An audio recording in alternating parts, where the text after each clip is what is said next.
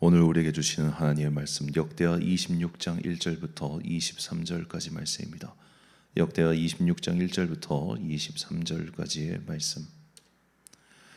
이제 봉독하겠습니다. 하나님의 말씀 경청하십시오. 유다의 온 백성은 우시야를 왕으로 삼아 그의 아버지 아마샤의 뒤를 잇게 하였다. 그가 왕이 되었을 때 그는 16살이었다. 아마샤 왕이 죽은 뒤에 우시야는 엘랏을 재건하여 유다에 귀속시켰다. 우시야가 왕이 되었을 때 그는 16살이었다. 그는 예루살렘에서 52해 동안 다스렸다. 그의 어머니 여골리아는 예루살렘 태생이다. 그는 자기의 아버지 아마샤가 한 모든 일을 본받아서 주님께서 보시기에 올바른 일을 하였다. 그의 곁에는 하나님을 경외하도록 가르쳐주는 스가랴가 있었는데 스가랴가 살아있는 동안 우시야는 하나님의 뜻을 찾았다. 그가 주님의 뜻을 찾는 동안은 하나님께서 그가 하는 일마다 잘 되게 하여 주셨다. 우시야가 전쟁을 일으켜 블레셋과 싸우고 가드 성과 야브네 성과 야스도 성의 성벽들을 헐고 아스도 땅과 블레셋 지역 안에 성읍들을 세웠다.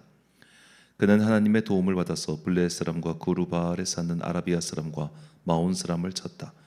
암몬 사람이 우시야에게 조공을 바쳤다. 우시야가 매우 강하게 되었으므로 그의 이름이 저 멀리 이집트 땅에까지 퍼졌다. 우시야는 예루살렘의 성 모퉁이 문과 골짜기 문과 성굽이 이 세 곳에 망대를 세우고 그곳을 요새로 만들었다. 그에게는 기르는 가축이 많았다. 언덕 지다와 평지에는 농부들을 배치시켰고 산간 지방에는 포도원을 가꾸는 농부도 두었다. 그는 농사를 좋아해서 벌판에도 곳곳에 망대를 세우고 여러 곳에 무릉덩이도 팠다. 우시야에게는 언제든지 나가서 싸울 수 있는 큰 규모의 군대가 있었다. 여이엘 병적 기록관과 마아세야 병무 담당 비서관이 이들을 징집하여 병적에 올렸다. 이 두 사람은 왕의 직속 지휘관 가운데 한 사람인 하나냐의 지휘를 받았다. 그 군대에는 2600명의 장교가 있고 그들의 밑에도 왕의 명령이 떨어지면 언제라도 대적과 싸워 이길 수 있는 30만 7500명의 군인들이 있었다. 우시야는 이 군대를 방패와 창과 투구와 갑옷과 활과 무린매로 무장시켰다.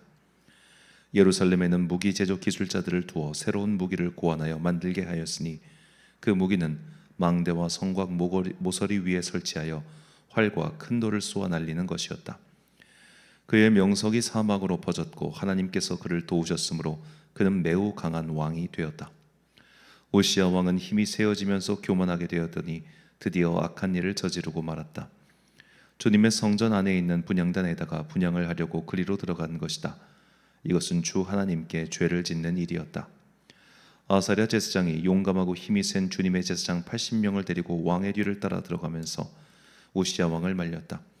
제사장들이 외쳤다. 우시야 임금님께서는 들으십시오. 주님께 분향하는 일은 왕이 할 일은 아닙니다. 분향하는 일은 이 직무를 수행하도록 거룩하게 구별된 제사장들 곧 아론의 혈통을 이어받은 제사장들만이 할 수 있는 일입니다. 이 거룩한 곳에서 어서 물러나시기 바랍니다. 왕이 범죄하였으니 주 하나님께 높임을 받지 못할 것입니다. 우시야는 성전 안 분향단 옆에 서서 향로를 들고 막 분향하려다가 이 말을 듣고 화를 냈다. 그가 제사장들에게 화를 낼 때에 그의 이마에 나병이 생겼다. 아사랴 대제사장과 다른 제사장들이 그를 살펴보고 그의 이마에 나병이 생긴 것을 확인하고 그를 곧 그곳에서 쫓아냈다. 주님께서 우시야를 재앙으로 치셨으므로 그는 급히 나갔다. 그는 죽는 날까지 나병을 앓았다. 주님의 성전을 출입하는 것도 허용되지 않았으므로 나병 환자인 그는 별궁에 격리되어 여생을 보냈다. 왕자 요담이 왕실을 관리하며 나라의 백성을 다스렸다. 우시야의 통치 기간에 있었던 다른 사건들은 초기의 것에서부터 후대의 것에 이르기까지 아모스의 아들 예언자 이사야가 기록하여 두었다. 우시야가 죽어서 그의 조상과 함께 잠드니 그가 나병 환자였다고 해서 왕실 묘지에 장사하지 않고 왕가에 속한 변두리 땅에 장사하였다. 왕자 요담이 아버지의 뒤를 이어서 왕이 되었다. 아멘. 그 사람을 그대는 가졌는가? 라는 제목으로 하나님의 말씀 선포하겠습니다. 대한민국 독립운동가이며 언론인이자 그리고 철학자인 함석헌 선생님의 그대 그런 사람을 가졌는가? 라는 시는 참 유명하죠. 그 시의 마지막 연을 소개하면 다음과 같습니다. 온 세상의 찬성보다도 안이하고 가만히 머리 흔들 그 한 얼굴 생각에 알뜰한 유혹을 물리치게 되는 그 사람을 그대는 가졌는가? 어떤 사람 때문에 그래 내가 이렇게 살면 안 되지, 그 사람 얼굴 봐서라도 내가 더 열심히 살고 또 정신 차려야지 라는 생각이 들게 만드는 그런 사람을 당신은 있습니까? 라고 묻고 있는 거죠. 나로 하여금 내가 더 선하게 살아야지, 내가 더 열심히 살아야지, 내가 더 주님의 뜻을 따르며 그렇게 살아야지, 그런 생각을 하게 만드는 그런 사람이, 그런 믿음의 동지가, 그런 믿음의 중보 기도자가 당신 곁에 있습니까? 라는 질문을 이 시는 우리에게 던지고 있습니다. 우시야 왕에게는 그런 사람이 있었습니다. 그의 영적 스승이며 영적 지도자이고, 그리고 그에게 조언을 아낌없이 해줄 수 있는 지혜로운 선지자 스가랴가 있었죠. 본문 5절 말씀. 하나님의 묵시를 밝히 하는 스가랴가 사는 날에 하나님을 찾았고 그가 여호와를 찾을 동안에는 하나님이 형통하게 하셨더라. 이 우시야 왕은 여러 왕들 가운데 최장기 집권한 왕입니다. 무려 52년 동안 나라를 다스렸습니다. 그런데 그의 마지막 10년은 그의 아들 요담과 공동 통치였기 때문에 약간 좀 빛이 발았지만, 그래도 오랫동안 나라를 다스렸다는 것 그 자체만으로도 굉장히 큰 장점이죠. 왜냐하면 아무리 무능한 사람도 오랫동안 그 일을 하다 보면 지혜와 방법이 생기기 때문입니다. 그리고 나라는 안정되겠죠. 유다 왕국은 그동안 극심한 혼란을 겪었습니다. 그 왕들의 끝이 좋지 않았지요. 우시야 왕의 아버지 아마샤도 배신당해 죽었고 우시야 왕의 할아버지 요아스도 배신당해 죽었습니다. 어쩌면 우시야는 그의 할아버지와 아버지의 전철을 더더욱 밟고 싶지 않아서 선지자 스가랴의 말을 더 열심히 따랐던 것도 있을 겁니다. 그래서 다행히도 나라가 안정화되었습니다. 그의 아버지 아마샤 때 북이스라엘과 전쟁에서 패배해서 무너져버린 예루살렘 성벽도 복구시켰습니다. 다시 국방은 단단해졌고 통치는 안정화되었습니다. 성경은 이 모든 일이 우시야 왕이 선지자 스가랴의 말을 잘 듣고 올바르게 통치하였기 때문이다라고 밝히고 있죠. 하지만 우시야 왕은 스가랴 선지자가 죽은 후 그 마음이 교만해졌습니다. 정확히는 어쩌면 원래 교만해졌던 것을 스가랴 선지자가 잘 통제하고 있었는지도 모르겠습니다. 결국 그의 행동이 선을 넘어버렸고 나병의 심판을 받고 말았습니다. 그래서 말년에 고립된 채 지냈으며 그는 왕실 모역에 장사되지 못했지요. 본문 23절 말씀입니다.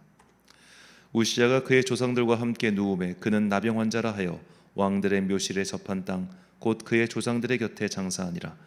그의 아들 요담이 대신하여 왕이 되니라. 아멘.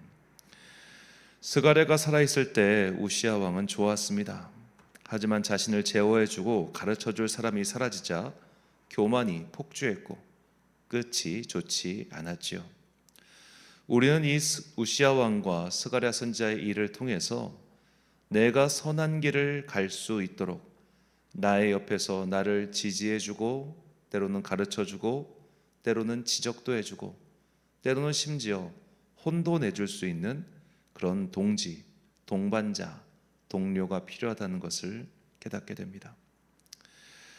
우리가 친하게 지내는 사람은 있어도 선한 길, 믿음의 길을 잘 갈 수 있도록 북돋아 주는 사람은 정말 드뭅니다. 내가 저 사람 얼굴 봐서라도 열심히 신앙생활 해야지. 내가 저 사람 보기 부끄럽지 않도록 기도 열심히 해야지.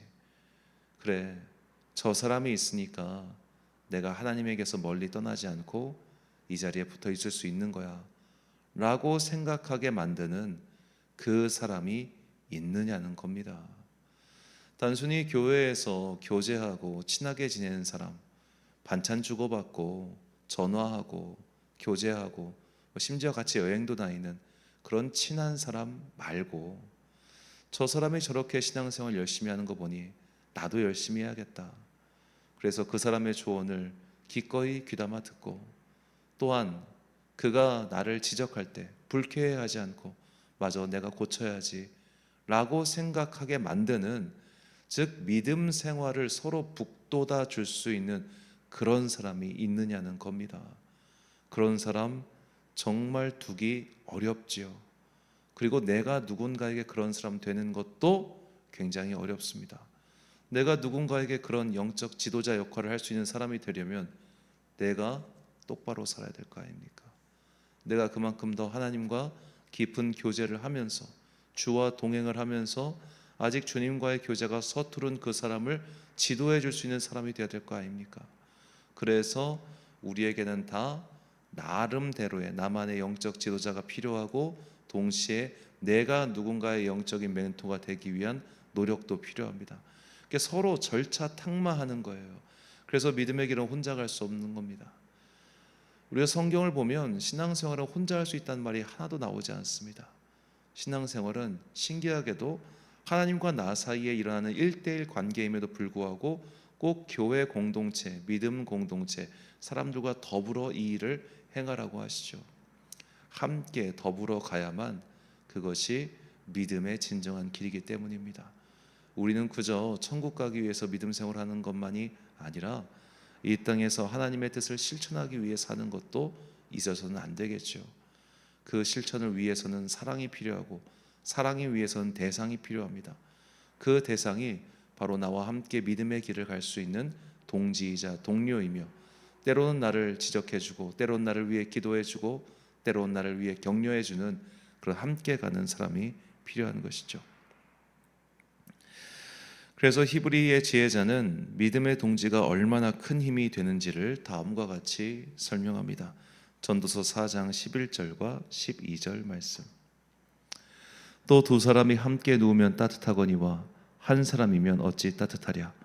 한 사람이면 패하겠거니와 두 사람이면 맞설 수 있나니 세 겹줄은 쉽게 끊어지지 아니하느니라. 아멘. 사랑하는 천안 광성교회 성도 여러분, 그리고 이 새벽을 함께 깨우고 계신 귀한 주님의 자녀 여러분, 여러분들은 믿음의 동지가 있으십니까? 그 사람이 있으므로 내가 바르게 살아야겠다, 내가 열심히 살아야겠다라는 마음이 생기게 만드는 그런 사람이 있습니까?